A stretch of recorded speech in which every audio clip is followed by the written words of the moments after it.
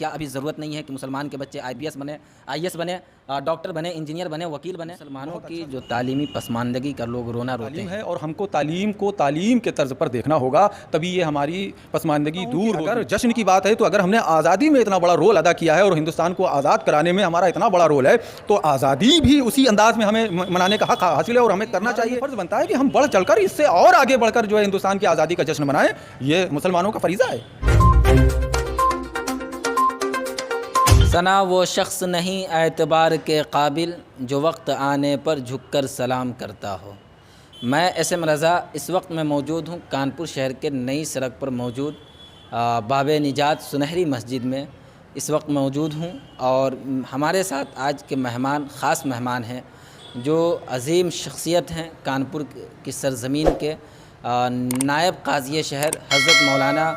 حافظ و قاری صغیر عالم حبیبی صاحب. ان سے ہم بات کریں گے اور کچھ اہم سوالات جن کے جوابات ہم تمام کو جاننے ضروری ہیں, تو یہ تمام سوالات ان سے جاننے کے سوالات کے جوابات جاننے کی کوشش کریں گے. تو حضرت اردو نیوز بہار میں آپ کا خیر مقدم. میں جو ہے شکریہ کرتا ہوں اس فورم کا, اردو نیوز بہار کا, کہ اس نے اپنے فورم سے ہمیں بولنے کا موقع فراہم کیا. میں دل کی گہرائیوں سے مبارکباد پیش کرتا ہوں اور اللہ کی بارگاہ میں دعا کرتا ہوں کہ پروردگار اس چینل کو دن دگنا رات چوگنی ترقی عطا فرمائے. سب سے پہلے حضرت ہم آپ سے جاننا چاہیں گے کہ کانپور شہر کے آپ نائب قاضی شہر ہیں,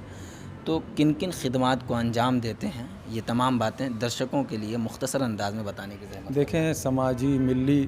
اور جو ہے دارالقضاء کے تعلق سے ہو یا تعلیمی تعلق سے ہو, ہر میدان میں آگے بڑھ کر اور بہترین کوششوں کے ساتھ اس بات کی ہماتن کوشش رہتی ہے کہ کچھ نہ کچھ قوم و ملت کی فلاح و بہبودی کے لیے ہوتا رہے, اور انشاءاللہ اسی کوششوں میں مصروف کار ہیں. مسلمانوں کی جو تعلیمی پسماندگی کا لوگ رونا روتے ہیں, تو اس کے لیے دارالقضاء کی اور سے کیا کوششیں کی جا رہی ہیں کہ مسلمانوں کی حالت بہتر بن سکے؟ دیکھیں, دارالقضاء کا جہاں تک تعلق ہے تو دارالقضاء میں سب سے زیادہ معاملے جو ہے وہ میاں بیوی کے آتے ہیں, اور میں سمجھتا ہوں کہ 98% معاملے جو ہے میاں بیوی کے جھگڑے کے آتے ہیں, اور الحمدللہ دارالقضاء بحسن خوبی ان معاملات کو انجام دے رہی ہے. وہ لوگ جو کوٹ کچہری میں جا کر ہزاروں روپے خرچہ کرتے, ان پیسوں کو بچا کر ان کا جو ہے سمجھوتا کرا دیا جاتا ہے, ان کو آپسی جو ہے ان کو سہمت کرا دیا جاتا ہے, ان کا میل ملاپ کرا دیا جاتا ہے, اور وہ پیسہ ان کا بچ جاتا ہے. تو یہ بڑا قدم ہے. اور جہاں تک تعلق ہے تعلیمی پسماندگی کا, تو میں سمجھتا ہوں کہ ہم نے ہی اس معاملے میں بہت بڑی بھول کہہ لیجئے یا بہت بڑی کوتاہی کہہ لیجئے کیا ہے, جو ہم نے تعلیم کو 2 خانوں میں بانٹ دیا ہے. ہم ایک کو کہتے ہیں عصری تعلیم, ایک کو کہتے ہیں مذہبی تعلیم. یہ غلط ہے. سرکار کے کسی قول و فعل سے یہ ثابت نہیں ہے کہ یہ عصری تعلیم, یہ مذہبی تعلیم. تعلیم ہے, اور ہم کو تعلیم کے طرز پر دیکھنا ہوگا, تبھی یہ ہماری پسماندگی دور ہوگی. آج ہمارے مدرسوں کو دور جدید کے لحاظ سے آگے آنا ہوگا اور اپنے نصاب کو بدلنا ہوگا, اور بدل کر ہم ان تمام جو ہے مضامین کو شامل کریں جو عصر حاضر کا تقاضا کرتے ہیں, اور شامل کر کے جس طرح سے اسکول چلتے ہیں اگر ہم مدرسوں کو اسی طرز پہ لے آئیں, اور اپنی وہ تمام کتابیں جو ہمارے مذہبی اداروں میں ہیں ہم انہیں بھی شامل رکھیں. اور بچے کو ابھی تک ہم کرتے کیا رہے کہ ہم یہ کرتے رہے کہ ہم صاحب مدرسے سے صرف حافظ, قاری, عالم اور فاضل جو ہے نکالتے رہے. کچھ مدرسوں نے آگے قدم بڑھ کے, اس کی ایک بڑی وجہ بھی ہے کہ آپ کا ہی علماء طبقہ آگے آ کر کے کہتا ہے کہ وکالت میں سود خوری کھائی جاتی ہے, حرام کا مال آتا ہے, اور اسی طرح اور بھی ادر کاموں کو وہ بدنام کرتے آئے ہیں شروع سے. کیا کہنا چاہیں گے, کیا ابھی ضرورت نہیں ہے کہ مسلمان کے بچے IPS بنے, IAS بنے, ڈاکٹر بنے, انجینئر بنے, وکیل بنے؟ بہت اچھا سوال ہے آپ کا. میں اسی سوال پہ جو ہے آنا چاہتا تھا کہ ابھی تک جو بھی ہماری آدھی ادھوری کوشش رہی ہے وہ کوشش یہ تھی کہ ہمارا عالم بچہ ڈاکٹر بن جائے, ہمارا عالم بچہ IAS بن جائے, ہمارا عالم بچہ IPS بن جائے, ہمارا عالم بچہ پروفیسر بن جائے. میں یہ کہنا چاہتا ہوں کہ عالم بچہ پروفیسر نہ بن جائے بلکہ پروفیسر عالم بن جائے, ڈاکٹر عالم بن جائے. جو ہے اگر ہم اس طرز پہ آ جائیں اپنی تعلیم کو لے کر تو انشاءاللہ تعالی یہ پسماندگی دور ہوتی ہوئی نظر آئے گی, اور ہم بھی مکھ دھارا سے جڑتے ہوئے نظر آئیں گے. ابھی آپ کے کانپور میں، کیونکہ آپ نائب قاضی شہر ہیں کانپور کے، اور ابھی حال ہی کے دنوں میں دنگے جیسی صورت پیدا کر دی گئی تھی یا ہو گئی تھی، تو اس دور میں، اس حالات میں آپ لوگوں کی طرف سے کیا ٹھوس قدم اٹھائے گئے، بتانے کی ضرورت ہے۔ دیکھیں، جو بھی حالات بنے 3 مئی کو لے کر، 3 جون کو لے کر، وہ بہرحال بہت غیر مناسب حالات تھے اور ایسا نہیں ہونا چاہیے تھا، ہم اس کی مذمت کرتے ہیں، مگر بہرحال جو کچھ ہونا تھا ہو گیا، گزر گیا۔ اب الحمدللہ امن و امان کا ماحول ہے۔ ہم نے امن و امان بنانے میں ہمارے قاضی شہر کانپور حضرت علامہ مفتی محمد ثاقب ادیب مصباحی صاحب کی قیادت میں ہم لوگوں نے بڑی جدوجہد کی، بڑی کوشش کی کہ وہ لوگ جو بے قصور ہیں اس معاملے میں اٹھا لیے گئے ہیں، ان کو گرفتار کر لیا گیا ہے، ان کو چھڑوانے میں بڑا اہم جو ہے کردار ادا کیا ہے، اور ساتھ ہی ساتھ ماحول کو پرامن بنانے میں ہم لوگوں نے بہت محنت کی ہے۔ اللہ کا شکر ہے کہ وہ محنت ہماری کامیاب ہے کہ محرم جیسا تہوار جو پرشاسن کی نظر میں تو کبھی نہیں کہتا محرم حرمت والا مہینہ، جسے ہم محرم الحرام ہی کہتے ہیں، حرمت والا مہینہ، تو یہ تو وائلنس کو ختم کرنے کا مہینہ ہے، یہ تو وائلنس کو ختم کرنے کے دن جو ہے ایام ہوتے ہیں، مگر بہرحال وہ جو بھی جن کے ذہنوں میں ہے کہ نہیں صاحب اس میں جو ہے تشدد ہوتا ہے یا مسلمان بہت زیادہ جذبات سے بھرا ہوتا ہے، تو اس عظیم محرم الحرام کو ہم نے پرامن طریقے سے گزار کر یہ پیغام دے دیا ہے کہ نہیں، ہم امن و امان کے حامی کل بھی تھے، آج بھی ہیں اور انشاءاللہ آگے بھی۔ حال ہی کے دنوں میں اسکول پہ بھی آواز اٹھائے گئے ہیں جہاں دینی تعلیم دی جا رہی تھی، اس کے بارے میں کیا کہنا چاہیں گے؟ دیکھیں، کانپور کا ایک معاملہ آیا ہے جہاں پہ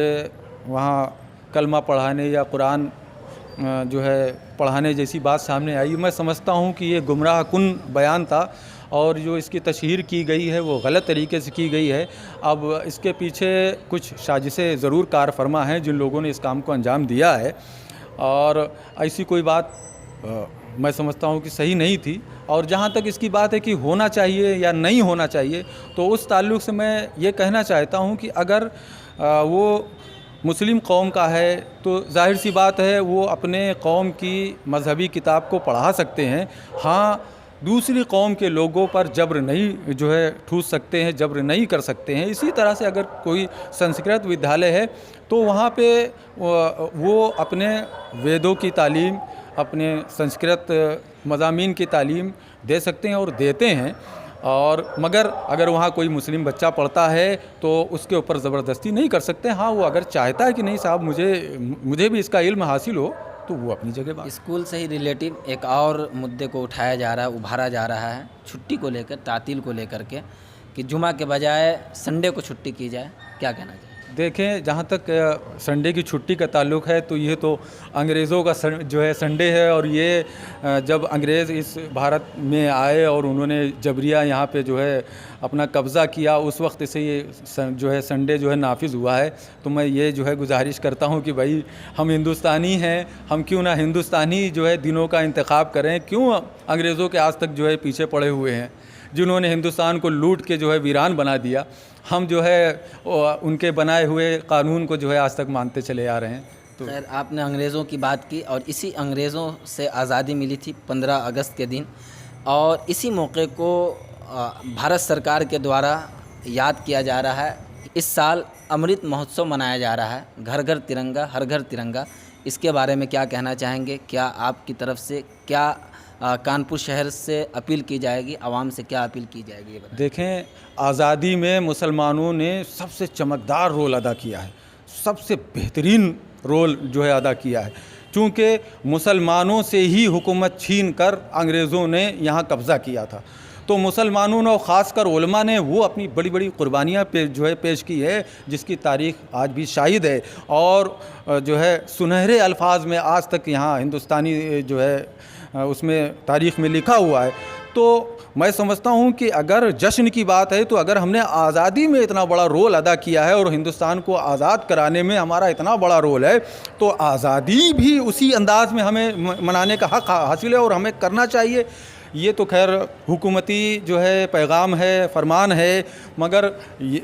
اس کے علاوہ بھی ہمارا یہ فرض بنتا ہے کہ ہم بڑھ چڑھ کر اس سے اور آگے بڑھ کر جو ہے ہندوستان کی آزادی کا جشن منائیں، یہ مسلمانوں کا فریضہ ہے۔ چلیے، بہت بہت شکریہ وقت نکالنے کے لیے۔ تو آپ ہیں